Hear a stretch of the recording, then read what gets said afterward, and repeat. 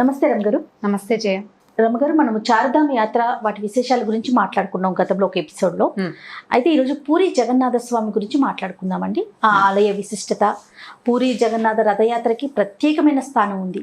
చాలా విశేషంగా అశేష సంఖ్యలో జనాభాలు పాల్గొంటూ ఉంటుంది.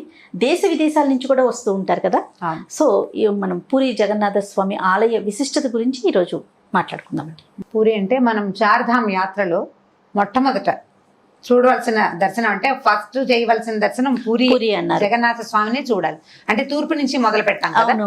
ఈ తూర్పున ఉన్న జగన్నాథుడే మొట్టమొదటి దర్శించవలసిన స్వామిగా చెప్తాం. అయితే ఈ పూరి దేవాలయం, ఈ జగన్నాథ స్వామి దేవాలయం చాలా ప్రత్యేకతలు కలిగింది. అసలు ప్రతి విషయం ప్రత్యేకమైంది.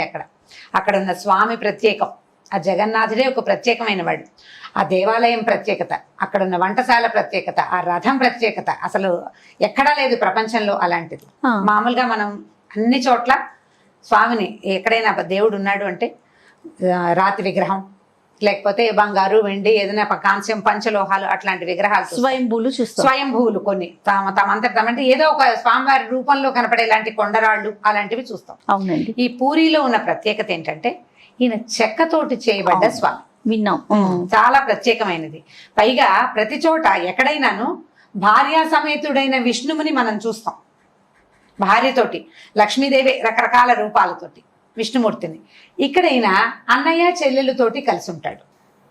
అన్న చెల్లెలు, విష్ణుమూర్తి ఆయన అన్నయ్య, ఆయన చెల్లెలు. పైగా ఈ విష్ణుమూర్తి అంటే విష్ణుమూర్తికి అన్నయ్య చెల్లెలు లేరు మన కథల ప్రకారం.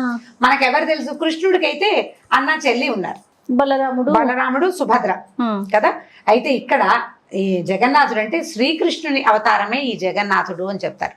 జగన్నాథుడు అంటే విశ్వానికే ప్రభువు అని, జగత్ నాథుడు అంటే జగత్తుకి మొత్తం ప్రపంచానికి ఈయనే ప్రభువు. ఈయన తన అన్నయ్య అయిన బలభద్రుడు అంటే బలరాముడు అని చెప్పుకుంటాం కదా, సుభద్ర ఆయన చెల్లెలు, వీళ్ళిద్దరితోటి కలిసి ఉంటారు.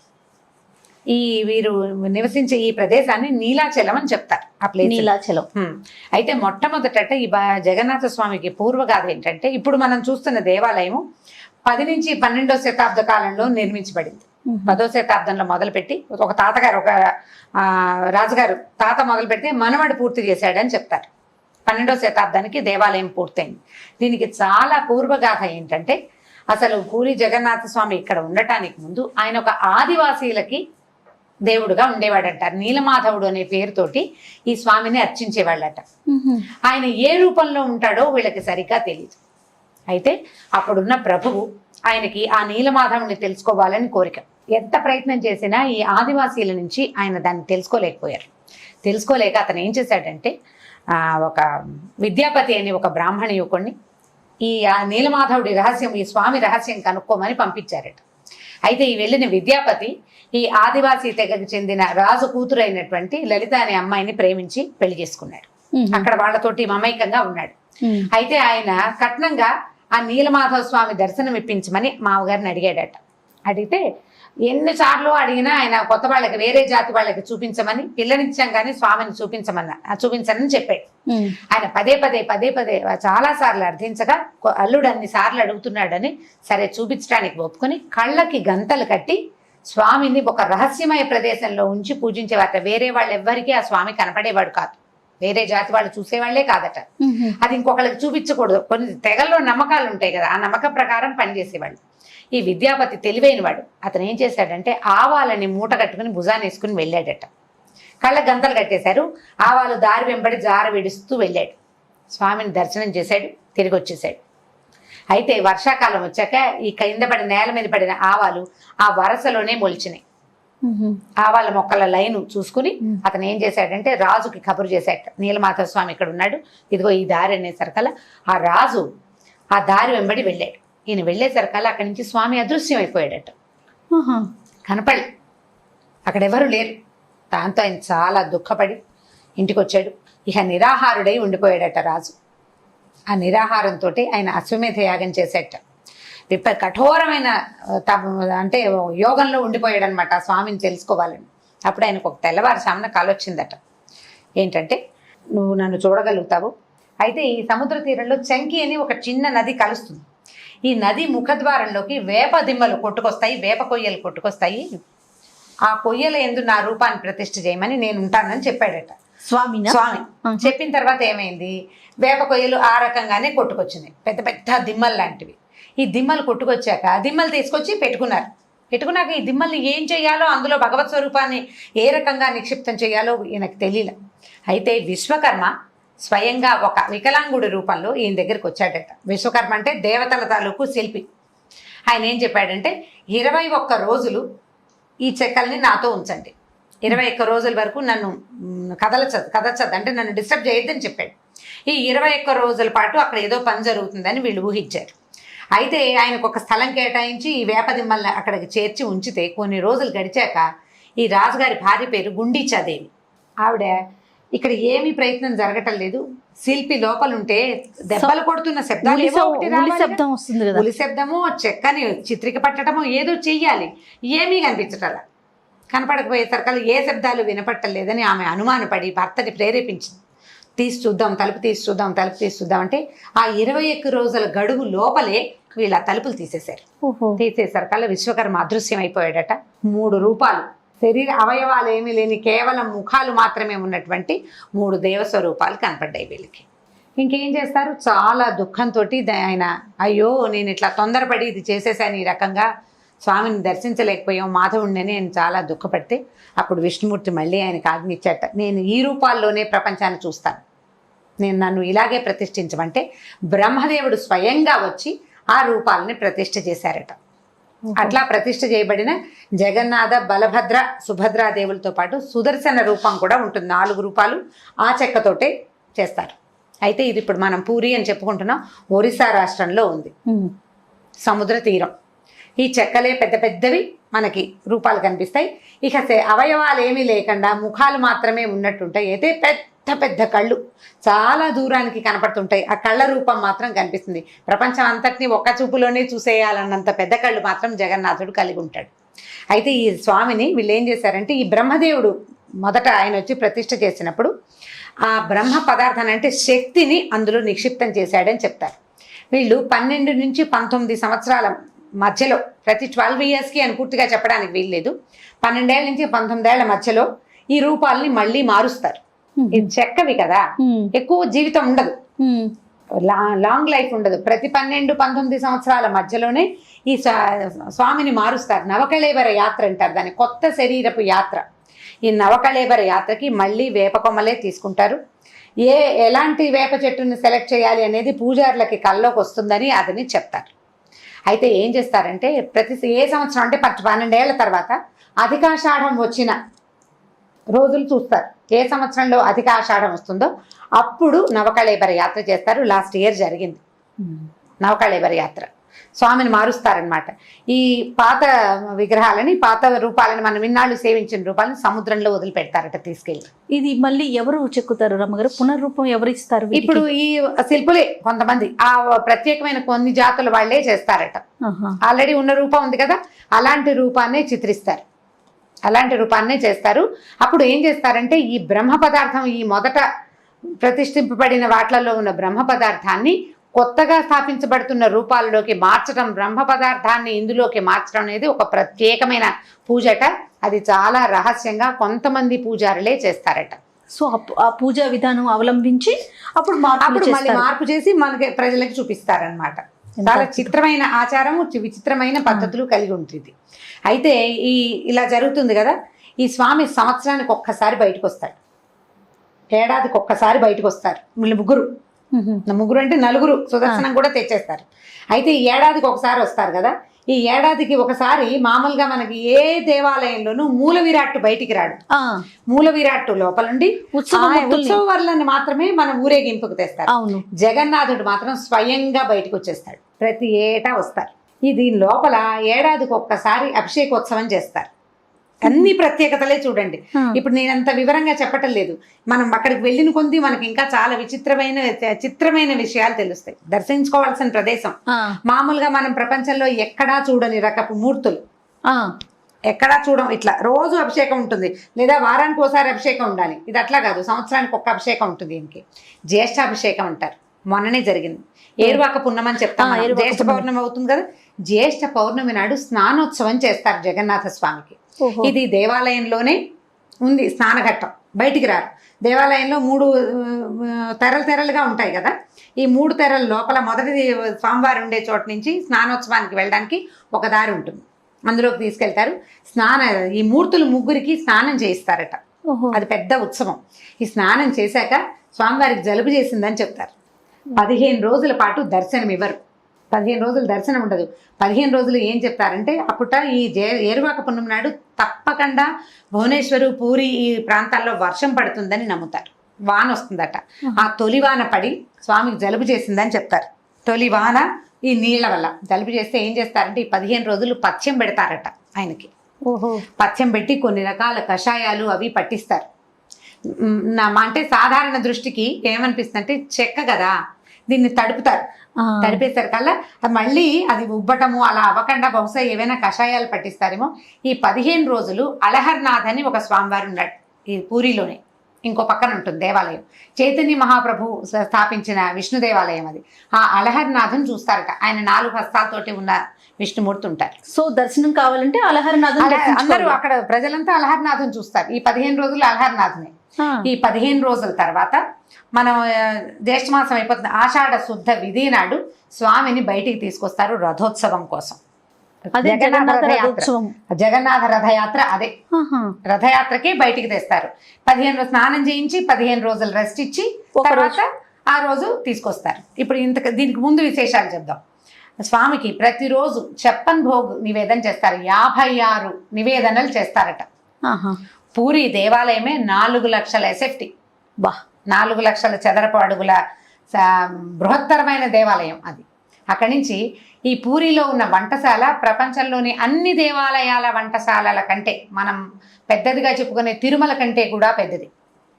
తిరుమలలో స్వామికి 16 చేస్తాం, షోడశోపచారాలు చేస్తాం, 16 నైవేద్యాలు పెడతారు, 56 భోగాలు చేస్తారు. ఇక్కడ పూరి జగన్నాథుడికి ఎన్ని రకాలు ఈ చేయగొడీలు, చెక్కలు, మరమరాల ఉండలు, పేలాల ఉండలతో సహా ఎన్ని రకాల నైవేద్యాలు ప్రతిరోజు 56 భోగాలు చేస్తారు.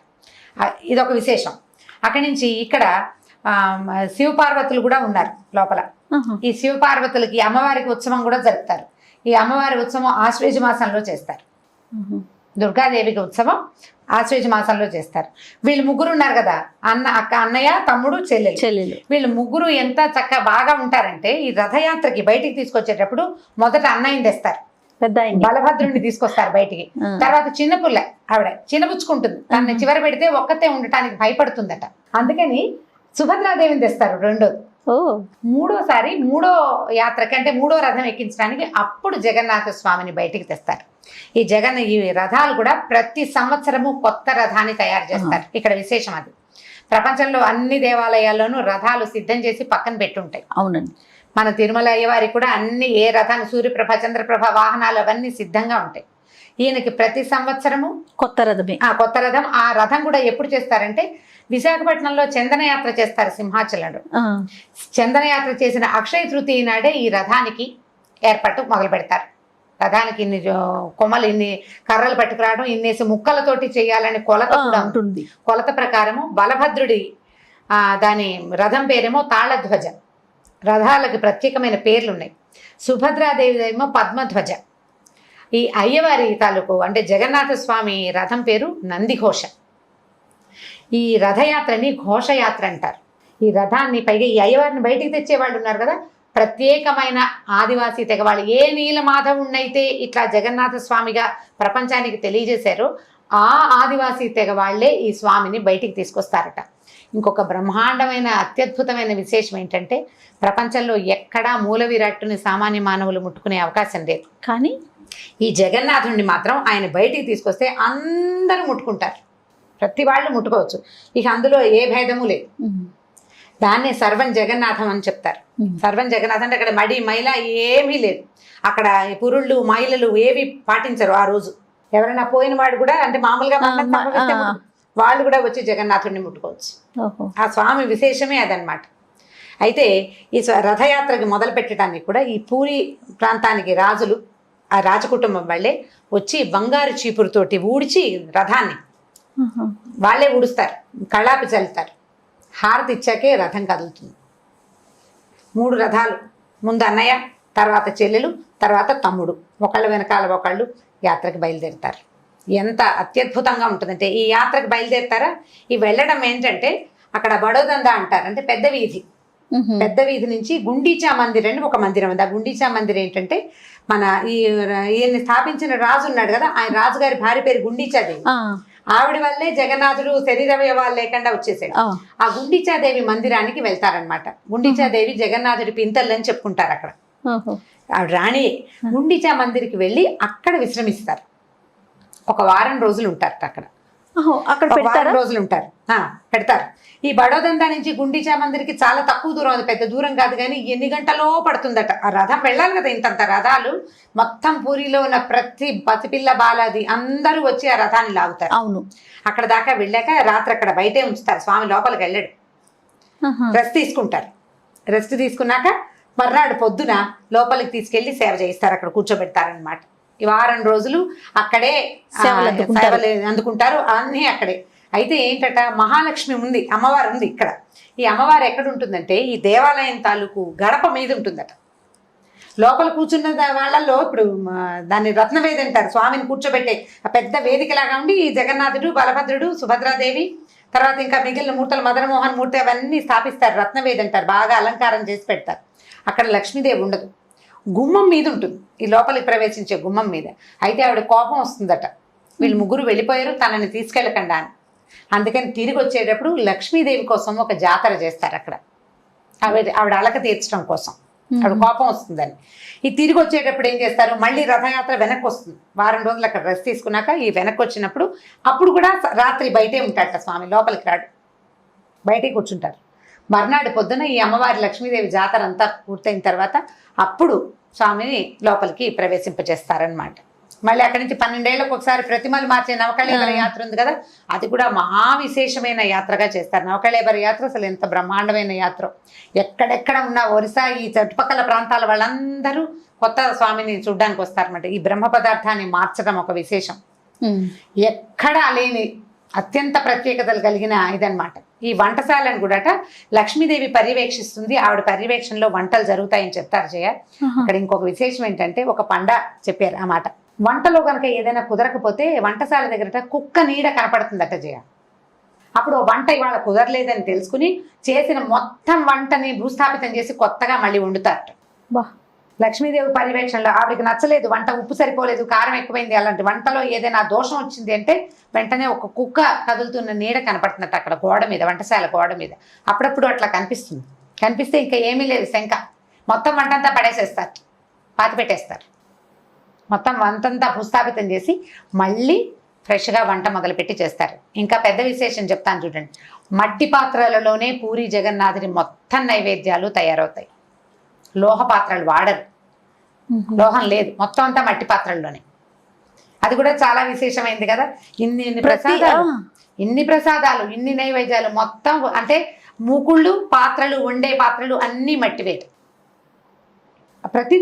ప్రతి విషయము పూరిలో విశేషమే. అక్కడ చెప్తున్నా కదా స్వామి విశేషం, గుడి విశేషం. అక్కడి నుంచి జెండాలు ఉంటాయి ఈ పైన, నీలధ్వజుడు అని చెప్తే నీలమాధవుడు అని చెప్తాం కదా స్వామిని. ఈ పైన జెండా మీద సూర్యచంద్రులు ఉండే జెండాలు ఉంటాయి. ప్రతిరోజు 5 జెండాలు చొప్పున మారుస్తారు. దాని విశేషం ఏంటండి? ఈ పతాకాలు మారుస్తూ ఉండటం అదంతా సేవ స్వామికి, అది ఒక రకమైన సేవ. ఇప్పుడు ఇట్లా ఎన్ని రకాల సేవలో కనిపిస్తాయి. ఈ దేవాలయం కూడా చిత్రంగా ఉంటుంది కదా, పూరి దేవాలయం ఫోటోలు చూడండి, తమాషాగా ఉంటుంది. ఆ దేవాలయం అంటే కళింగుల తాలూకు మన కట్టడం లాగా అనిపించదు. ఆ కట్టడం ఒక విశేషం, ఆ దేవాలయం ఒక విశేషం, ఆ దారులు ఒక విశేషం. అక్కడి నుంచి 4 ద్వారాలు ఉన్నాయి దేవాలయానికి. ఈ 4 ద్వారాల్లో ఒక్కొక్క ద్వారంలో ఒక్కొక్క జంతువుల పేర్లు వస్తాయి అన్నమాట. సింహద్వార అంటారు. ఆ సింహద్వార అంటే ఆ ద్వారానికి బయట 2 పెద్ద సింహాలు ఉంటాయి. అశ్వద్వార అంటారు, ఒక ద్వారానికి 2 గుర్రాలు ఉంటాయి అటు ఇటు. వ్యాఘ్రద్వారం అంటారు, ఒకవైపు ఏమో వ్యాఘ్రాలు అంటే పులులు, ఒకవైపు గజద్వార, ఒకవైపు ఏనుగులు ఉన్నాయి. 4 వైపులా ఉన్న ద్వారాలకి 4 వేరు జంతువుల కాపలా ఉంటుందన్నమాట. అక్కడి నుంచి ప్రధాన ద్వారమైన సింహద్వారానికి ఎదురుగుండా అరుణ స్తంభం అంటారు, పెద్ద స్తంభం ఉంది. ఈ స్తంభం పైన ఎవరుంటారంటే సూర్యుడి రథసారథైన అరుణుడు, అంటే ఆయనకి కాళ్ళు లేవు, గరుత్మంతుడు అన్నయ్య అని చెప్తారు, ఆయన కూర్చుని కనపడతాడు. భలే పెద్ద స్తంభం అన్నమాట. ఆ స్తంభం అట్ట కోణార్క్ నుంచి ఒక రాజుగారు తెప్పించి ఇక్కడ పెట్టాడని చెప్తారు. ఆ ప్రతిదీ విచిత్రంగాను విశేషంగాను ఉంటుంది. తప్పకుండా దర్శించాల్సిన క్షేత్రాల్లో పూరి ఒకటి. మనం ఏమి ఇప్పుడు ఇదివరకు అట్లాంటి ఇబ్బందులు లేవు. ఫ్లైట్లు ప్రతి చోటకి, మనం హైదరాబాద్ లాంటి చోట భువనేశ్వర్కి డైరెక్ట్ ట్రైన్లే ఉన్నాయి కదా, ఈస్ట్ కోస్ట్ ఎక్కితే వెళ్ళిపోతాం. అట్లా ఏదైనా ట్రైన్లు చూసుకోవచ్చు, లేదా ఫ్లైట్లో ఫ్లైట్లో వెళ్ళిపోవచ్చు.